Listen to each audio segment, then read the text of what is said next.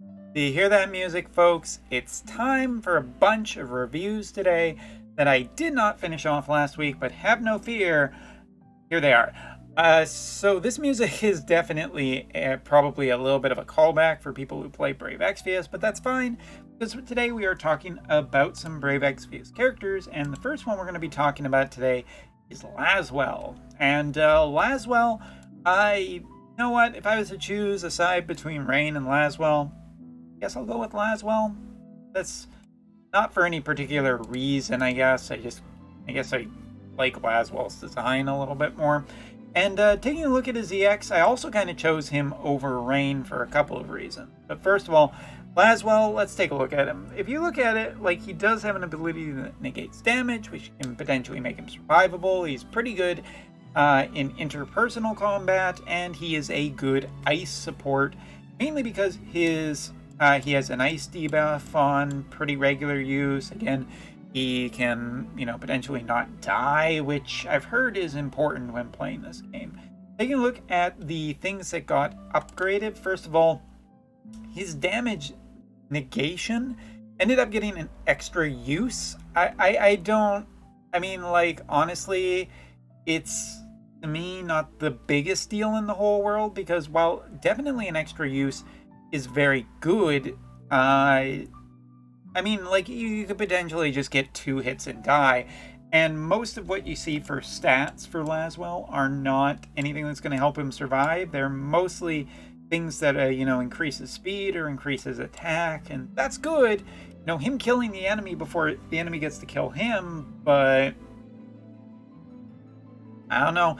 I kind of wish that this, I'm not here to advocate for necessarily balance as I am for trying to think of ways to really improve a character. And with Lasswell here, I feel like it would have been cool if there was a way that this ability had a % chance as well to recast itself automatically. I mean, maybe that was too strong, but I feel like there's enough effect cancellation and whatnot that this still wouldn't have been a problem, and Lasswell still feels pretty brittle. So I kind of wish that there was something a little bit more interesting, even if it was like a 20% chance, just to make Lasswell feel better. Also, his other ability that gets increased is his big damager with the ice debuff. Unfortunately, ice debuff stays the exact same, so ice isn't going to get too much of an increase.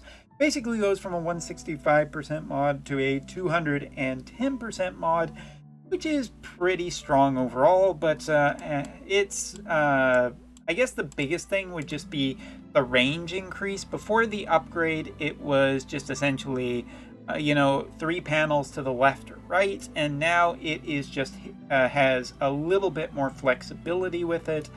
So it's good. It's definitely good. I just think that, I don't know, give it 40% ice debuff to give just a little bit more, but who knows? Maybe Barrett is just going to be OP as all hell next week, and I'm just going to be eating my words. Alright, also taking a look, this is his brand new ability. It is an AoE, a 165% modifier with a 25% chance to blind, with a 50% reduced accuracy when upgraded for 3 turns. This is something that actually makes Lasswell's EX fairly worth it to me, because he does get a stat effect that is useful for his kit. If he is causing blind on the enemy, they just may not be able to hit Lasswell. Maybe you run Lasswell, for instance, with more evasion team, and then you can kind of support it with this blind status effect. But I honestly think that this is a good thing for his kit, because one of the things he needs more is ways to survive, and I think this does it, so I'm going to give this a thumbs up. Lasswell's EX, not breaking the mold, but there might be enough there to keep him relatively, how would I say this? Not relative, but pertinent for the near future. I think he's good enough that his EX is a strong consideration for anyone who's potentially running a ice-based elemental team, or just a strong PvP in general. Alright, and hopping over to the fire element, and this is a character that I have not EX'd because I am still at this point not convinced, and given the Final Fantasy VII stuff, I'm really waiting for fire to get a really hard hitter at this point. I feel like fire DPS just has enough going for it, although it does have one of the best tanks. Alright, is aside, it's time to talk about Rain, and Rain gets a bunch of upgrades. As you can see, there's some speed in here, there's more dexterity, HP, magic statted, as well as some HP and HP, which is good. Honestly, in all honesty, if there's something that a tank could always use more of, it's HP or spirit. And the speed doesn't hurt Rain either, because he was starting to feel a little slow.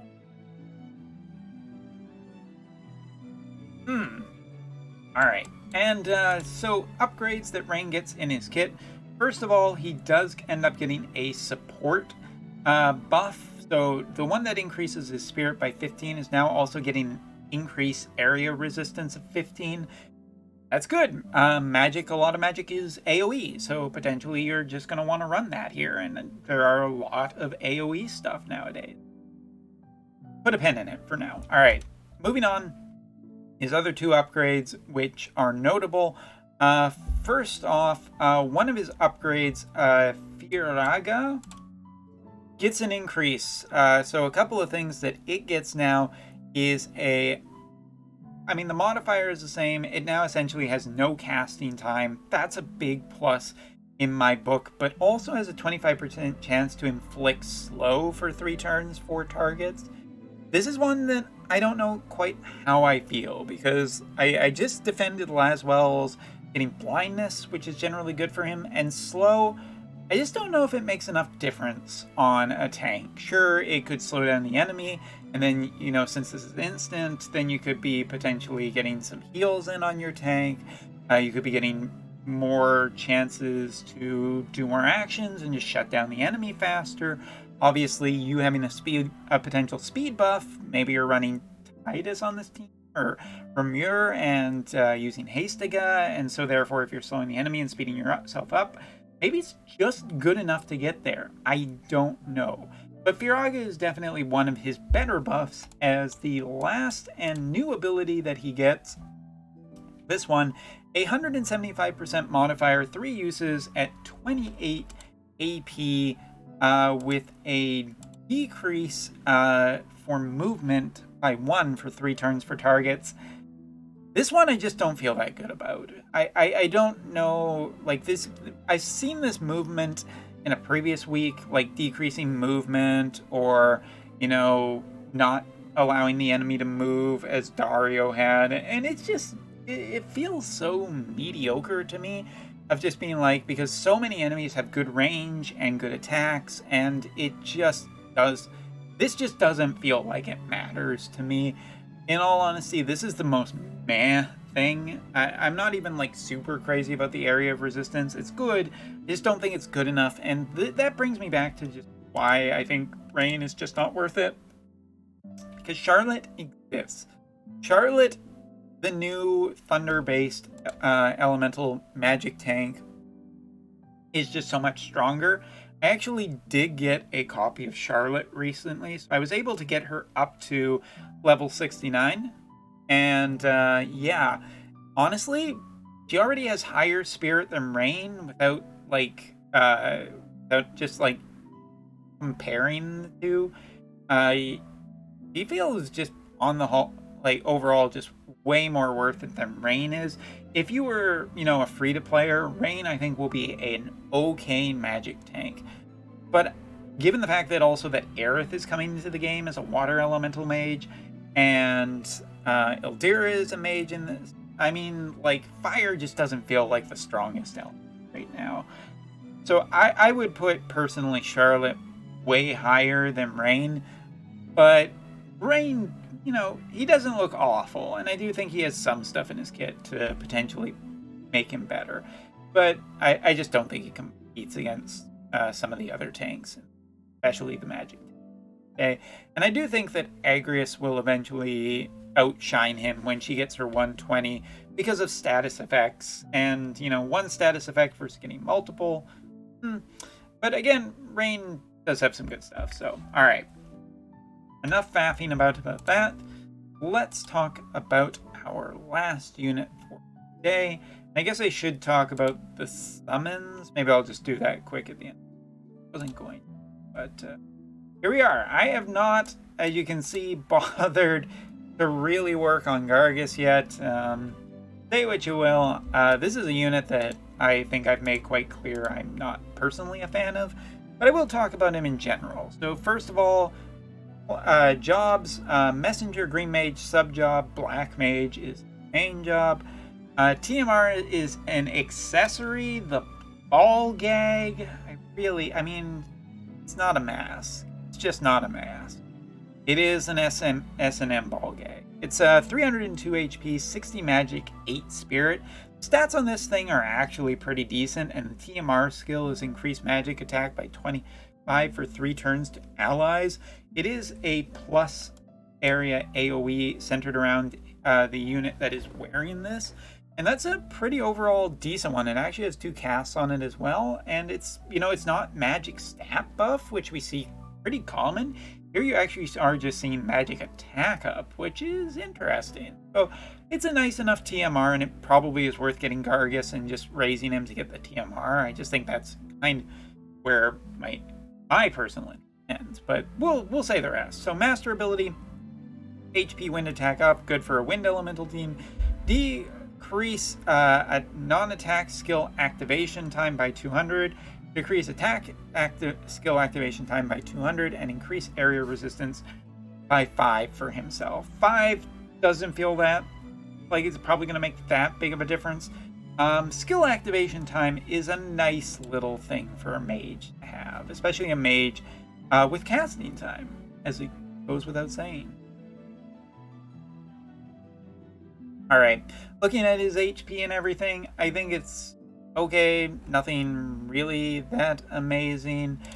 Taking a look at his skills, he does have, first of all, in his main job, Black Mage, I mean, he has the common wind elemental spells that you would expect, as well as Code, Flare, and his level 120 ability is a decrease area resistance by 30 for 3 turns to targets, diamond size AoE, and damage of 105%. So it's not dealing a massive amount of damage, but obviously you're doing this so your other AoEs can do a lot more. And a 30 resistance drop is pretty big. It's definitely a fair amount. And in the sub part, he has absorb HP, TP, another arrow spell, and sleep. So I feel like that's pretty easy to skip. Messenger has most of the exact same stuff. Move to unit panel, damage with 100% hit chance, stun on a single attack, and the 220% cone AoE ability, as well as the increased move and jump, and chance to cause confusion. Green Mage, interestingly enough, has the wind resistance, damage by 185, increased defense or spirit, in the spell AoE for 3 turns for targets, agility increased by 25% for 3 turns to target, and a 141% attack that also decreases all elemental resistance by 25% turns. Taking a look at his counters, just, you know, the Black Mage counter, the Messenger counter, which has a chance to counter all damage and damage taken, and also Green, which has a chance to counter all damage with Dispel all buffs for target, and Dispel haste for. And for support, Green Mage has increased duration, as well as debuff and magic resistance, up by 12 for each, magic by 30 for a Messenger, as well as spirit and earth resistance.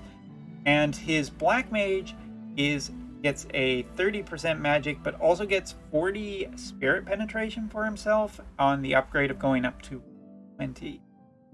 Alright, just gonna cut to the chase. Alright, obviously synergy with Howlet or other wind elemental mage. I just I don't know. The TMR feels good enough to build. It maybe if you really are looking for a wind elemental UR mage, but I don't feel like it. I feel like Howlet's already a good source of wind elemental mage damage, and maybe that's just good enough. Maybe that just doesn't come up that much because most of the time you're doing mission. Like if you are doing a mission where you're looking to do damage for wind, I feel like it's just gonna be physical because that's what most of the units are, not wind elemental damage. I don't know. There's some good stuff here, but is it worth potentially spending UR orbs and rainbow rocks and job points and time and effort and all of that? Well, it does have synergy with Typhoon. I say no. I just don't think that there's enough here, and there's probably going to be a better mage in the future anyway. Maybe. But yeah, there's some. I think it's a competent unit that you can get up to 120 for just playing the game and having a bunch of lower than UR characters, as you can get all of the shards needed for these selection quest characters just by playing through all of the selection quests. So that's probably good enough for most people. So just got to raise those wind elemental lowered. All right, and continuing on, we have a couple of summons to talk about. I don't feel like I've missed any recently, but maybe I have. I probably need to just do a video on these summons at some point in the... All right, more slash attack on Fenrir here for getting up to 3 stars, as well as more wind killer. If we scroll around, just that basically looks like he also gets a little bit of extra magic resistance too. Kind of interesting. If you just ran it up, you're getting 3, 6, 10, 15, 20% magic resistance, and that's pretty good. Fenrir is probably a really good summon to get on Cloud and get mastered with Cloud. Interesting idea. And our other summon to talk about is Zoo. Also gets an increase. Taking a look at him, we get more HP, more accuracy, if I'm reading this correctly. Yep, we get more accuracy, a little bit more summon damage, and some more HP up. Yeah, or I think I already said that, but just, yeah, more HP up. So maybe just wind elemental, I don't know. All right, so yeah, taking a look at that, I'll just quickly summarize my thoughts on it. First of all, I think that overall, Rain probably a skip, just because there are newer elemental tanks, and if you already have Warrior Light, you're probably already good for a wind elemental tank, and if not, maybe just Agrius. If Rain is definitely your only option, there is some decent stuff there, but you might want to try and get your hands on Charlotte and go there, or Warrior of Light if you're really lucky. He'll get his 120 in the near future on global. Lasswell, I think, actually has enough to support him as a DPS keeping going forward. Blind is probably a little bit of a coin toss of whether or not he's really going to excel, but that can be good enough in some situations. Gargas, good mage TMR, even if it is a ball gag.